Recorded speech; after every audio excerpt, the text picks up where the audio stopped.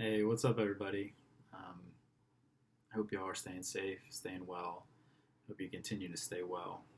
This whole thing is crazy, and the world is going crazy right now, and I really hope you all are doing well. So, but over spring break, I actually ended up moving back into Wilmington. I left Holden Beach, starting the next chapter in my life, moving back here, living with family at the moment. Got my room kind of set up, sort of, but back where I used to be, and it's a really good feeling to be back here. I'm really excited about it. I get to live with family. Both my brothers live here. Basically my sister-in-law lives here, so the family's back together.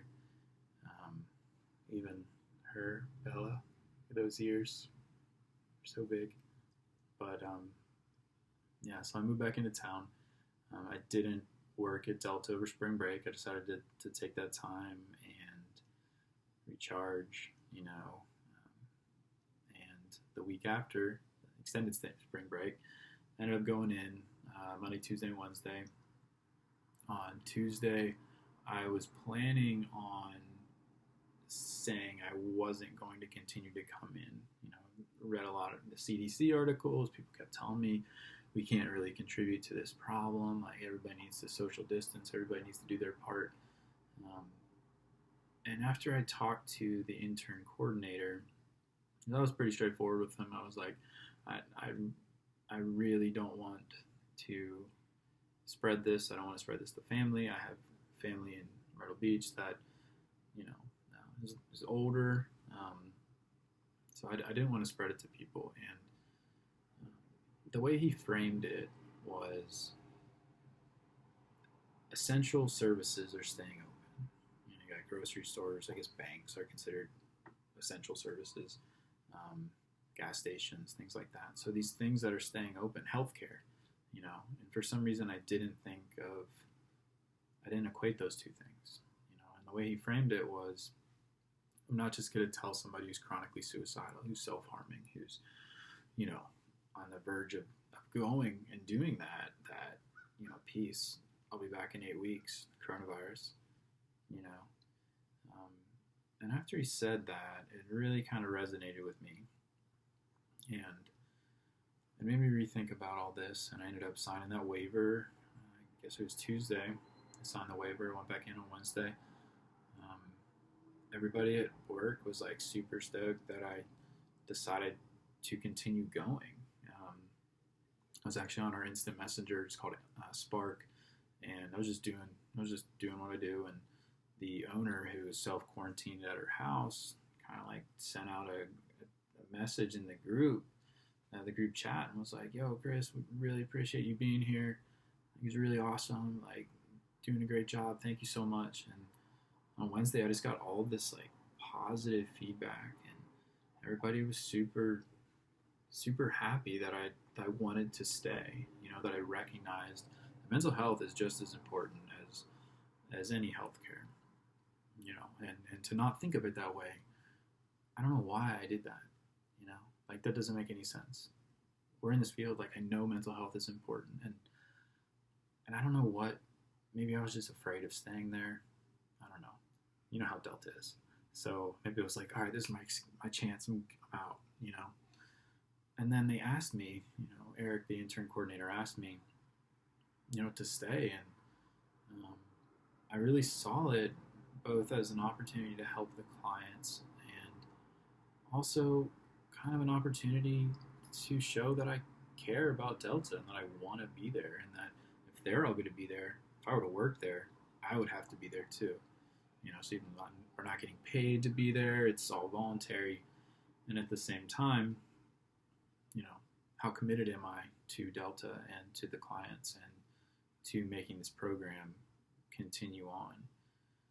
So I ended up saying, I'll come in, had supervision. I was talking to my supervisor, Joe. I was like, maybe I'll just come in on Monday and Tuesday. And the more I thought about it, I was like, well, I'll just come in on Wednesday too.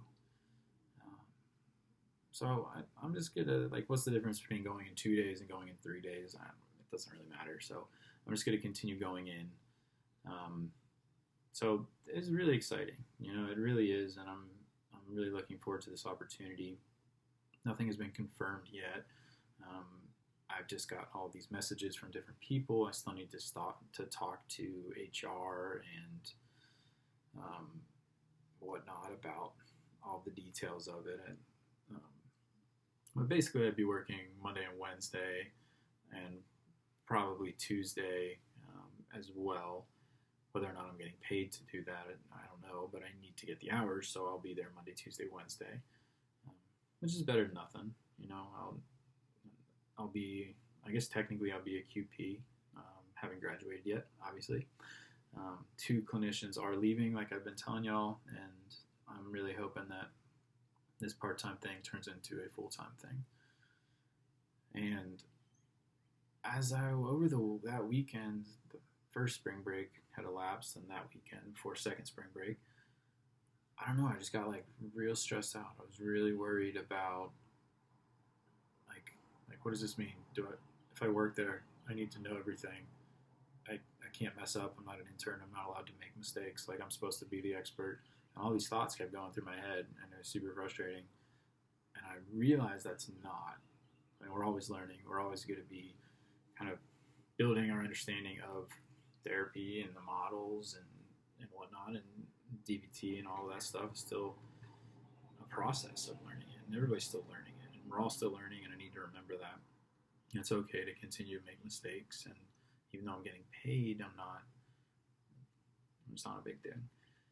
The one thing I will say is that, one of the things they brought up was that I wasn't supposed to tell the other interns that were working there still. There was one girl from another program. I wasn't allowed to say that I was getting paid.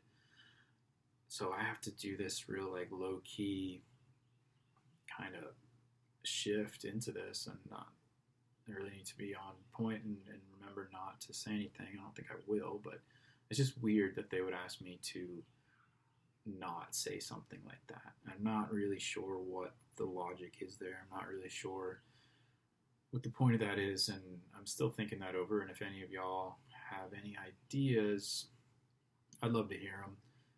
It didn't sound like they cared about whether or not I told, like, the other interns from UNCW that were working there if I got a job, but I haven't told them either. I haven't really told anyone because nothing's been confirmed, and at the same time, now there's this caveat of don't say anything. So I wanted to reach out to Jill, who's also at Delta, and talk to her about it and kind of throw it around and see what her opinion was and all this, and and also just let her know that it might be ideal for you to like sign that waiver and come in. You know what I mean? Like, they did that for me as a possibility, So I want to reach out to her, and at the same time, I don't want to breach whatever logic and reasoning is guiding that decision. So, good to work on that. If any of y'all have any advice, any feedback, anything, you can kind of help me wrap my head around that one. That would be awesome.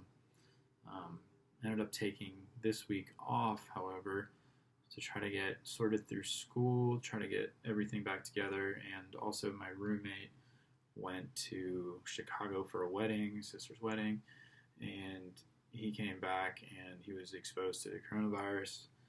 So he is isolating downstairs, which is weird. He doesn't have any symptoms other than like cold type stuff. He had a little fever there for a little bit. He's young, so hopefully it's not a big deal. I actually had some like head cold type symptoms, which are still kind of going on. I had a fever for a little bit. That's gone away. So I just wanted to separate myself and allow for that incubation period to kind of elapse before I put myself back into Delta, into that environment, just because they're taking a lot of precautions over there. Then one of the nurses is basically has like a hazmat suit on and just like goes around and like Clorox everything, Lysol's everything. You like get up from your seat, she'll be like, and like she'll spray everything down. So what we've had to do is we can only have 6 or 7 people in a room now because of that whole 6-foot spacing rule. So we've basically essentially doubled our services. So we need more clinicians. We need more people to work there. So I don't know. They really do need help. So I'm going to really listen to that and give this a shot. And I'll be back there on Monday. Hopefully, if I'm feeling well, everybody's feeling well. Hope y'all are feeling well. Thanks for listening to me talk. Bella keeps secrets. So, yeah, that's all I got. Peace.